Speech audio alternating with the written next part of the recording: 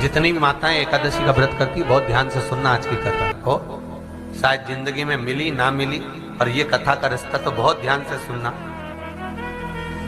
स्कंद पुराण यहां तक कहती है कि इस कथा के चरित्र को जो श्रवण कर लेता है उसको 26 एकादशी करना भी नहीं पड़ती। इस एकादशी की केवल ये कथा सुनकर ही वो तर जाता है। बहुत ध्यान से सुनना इसको, कथा को। एकादशी के दिन जब आप जल शंकर को चढ़ाने तो रोज ही जाते हैं। जब एकादशी का दिन रहे और शंकर जी के मंदिर में आप जल समर्पित करें तो 3 बार मुख से स्वधा स्वधा स्वधा या स्वधा स्तोत्र का पाठ, जिसमें 12 श्लोक 2-4 हैं। पैसा तो आ रहा है पर घर में टिक नहीं रहा। डॉक्टर में, पुलिस में, एक्सीडेंट आदि में, कहीं गलत जगह पर, व्यसन में अगर पैसा जा रहा है, जुए में, मांसाहार, मदिरा पान, या कहीं आया पैसा आने में कमी नहीं, आ रहा है पर टिक नहीं रहा, रुक नहीं रहा।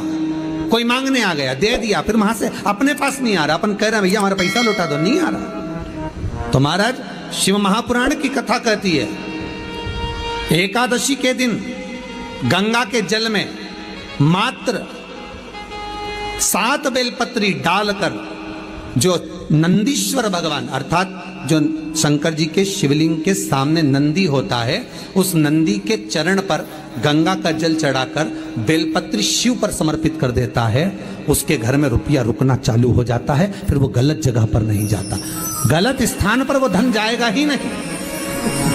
तूने स्वीकार किया, मांग तुझे क्या चाहिए।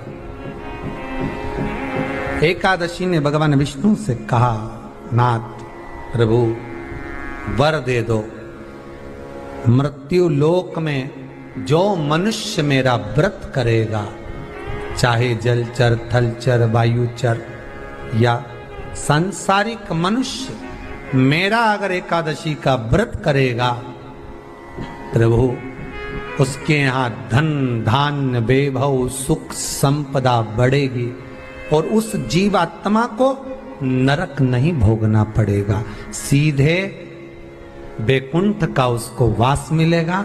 जब जीव आत्मा को लेकर चला जाएगा, यम के दूत जब बंदी बनाकर ले जा रहे होंगे उस जीवात्मा को जिसके प्राण छूटे होंगे, यम के दूत जब बंदी बनाकर ले जा रहे होंगे, तब मुझे वर दो कि मैं इसका हाथ पकड़कर बेतन्नी से पार उतार कर सारे नरकों से निकालती हुई आपके धाम में लेकर आऊं।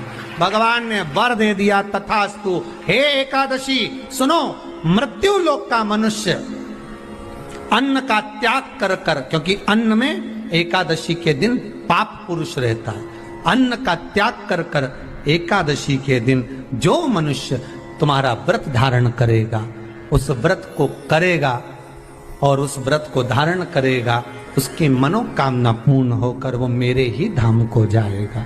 ये तो हुआ एकादशी के जन्म की कथा। एकादशी के दिन गंगा के जल में मात्र 7 बेलपत्री डालकर जो नंदीश्वर भगवान अर्थात जो शंकर जी के शिवलिंग के सामने नंदी होता है, उस नंदी के चरण पर गंगा का जल चढ़ाकर बेलपत्री शिव पर समर्पित कर देता है, उसके घर में रुपया रुकना चालू हो जाता है। फिर वो गलत जगह पर नहीं जाता, गलत स्थान पर वो धन जाएगा ही नहीं। बेटा अगर व्यसन में पड़ा हुआ है, मदिरा पान में पड़ा हुआ है, मांसाहार में, जुए आदि में जा रहा है, तुम्हें लग रहा है कि मेरा बेटा गलत मार्ग पर जा रहा है, ये मित्र दोस्ती गलत हो रही है, वो सही जगह पर आ जाए। करना है एकादशी।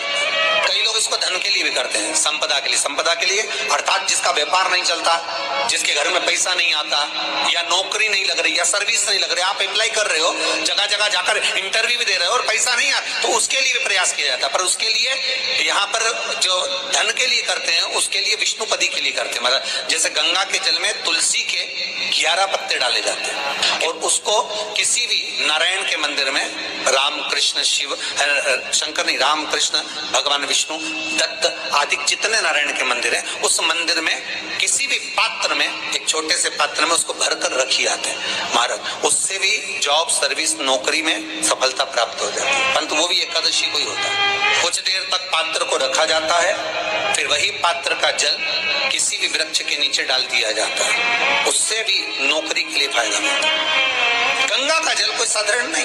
दशमी, एकादशी और द्वादशी, इन 3 तिथियों पर एक रोटी में थोड़ा सा मीठा रखकर सोमक पितृ का नाम लेकर यदि गाय को खिला दिया जाता है तो अगर कोई पूर्वज प्रेत योनि में भी पड़ा हुआ होता है, भटक रहा होता है, जिसको पिंड नहीं मिला, जो अचानक मर गया होता है, अधोगति में चले गया होता है, उस जीव की मुक्ति दशमी, एकादशी और द्वादशी, 3 दिन सोमक पितृ का नाम लेकर रोटी में, पूड़ी में मीठा रखकर अगर गाय को खिला दिया जाता है ये 3 दिन तक, तो वो पितृ कभी भटकते नहीं है, उनको मुक्ति प्राप्त हो जाती है, मोक्ष में। नहीं, एकादशी है कौन? क्यों इसकी इतनी प्रधानता है? क्यों इसकी पुण्यता है? ऐसा क्या है एकादशी में जो इसकी पुण्यता मानी जाए? कौन है ये जो भगवान नारायण तक एकादशी का व्रत करते हैं? सुभद्रा जी को भगवान जगन्नाथ ने, जगदीश ने एकादशी का व्रत कराया था। बद्रीनारायण भगवान को माता लक्ष्मी ने एकादशी का व्रत कराया था। क्यों? चंद्रायण एकादशी व्रत की माता। एकादशी है कौन? तो कहा जिसको व्रत करने पर भगवान नारायण भी जिसका व्रत करते हो, भगवान माता लक्ष्मी जिसका व्रत करती हो, वो एकादशी है कौन? तो शास्त्र वर्णन करता है महाराज, स्कंद पुराण का सुंदर चातुर्मास्य खंड के अंतर्गत वर्णन आया है महाराज। एक बार भगवान विष्णु आनंद में विराजमान थे, पद्मावती और माता लक्ष्मी दोनों उनके पास में विराजी हुई थी। भगवान लक्ष्मी और पद्मावती दोनों बैठी हैं, एक सिर के पास, एक चरण के पास। कुछ समय बाद वहीं पर ब्रह्मदेव का आगमन हुआ और ब्रह्मा जी आगमन पाकर भगवान नारायण पद्मावती से लगकर उठे और उठकर लक्ष्मी की ओर झुके। झुकने पर इन तीनों के समागम से भगवान नारायण के हृदय चित्त से एक कन्या प्रकट हो गई। उस कन्या का नाम एका था। क्या नाम था? एका। अब 10 उसके गुण इतने प्रबल थे, वो 10 गुण उसके बड़े प्रबल थे कि वो एका जिसको निहारती थी उसको संपदावान बना देती थी, जिसको देख लेती थी उसके जीवन में वो आनंद की अनुभूतियां करा देती थी।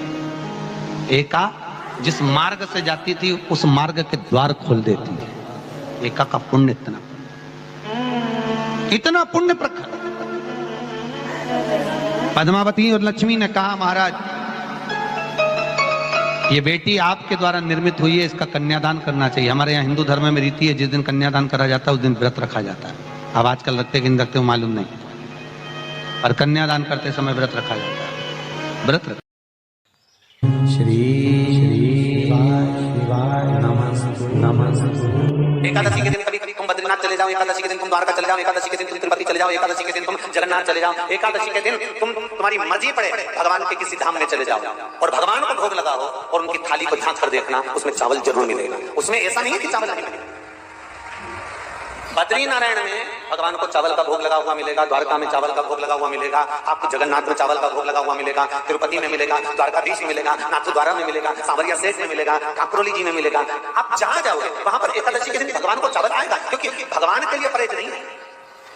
जो काम में डूबा हुआ है, जो आसक्ति में डूबा हुआ है, जो लोभ में डूबा हुआ है, जो वासनाओं में डूबा हुआ है, जो तृष्णा में डूबा हुआ है, और जो माता के गर्भ से जन्म लिया, एकादशी के दिन चावल उसको नहीं खाना। एकादशी और द्वादशी के दिन हमारा हिंदू धर्म, हमारा शास्त्र कहता है, हमारे शास्त्र, हमारे वेद डॉक्टर वर्णन करते हैं कि पीपल के पत्ते को अगर एकादशी और द्वादशी के दिन एक तांबे के पात्र में गला कर रख दिया जाए और उस पानी का आचमन 3 बार करा जाए तो जिसकी नाड़ियां चोक भी हो जाती है, डॉक्टर बोले इसका बाईपास करना पड़ेगा, उसको केवल 3 आचमन पानी एकादशी और द्वादशी को पीपल के पत्ते का कराया जाए तो अंदर की नाड़ियां भी खुल जाती हैं। भगवान का एक नाम है अघोर। ब्रह्मा जी को दर्शन दिया, अघोर मतलब सिद्ध नाम। और बहुत ध्यान से सुनना भाई, बहुत प्रयास कर लिया आपने, कामना सिद्ध नहीं हो रही।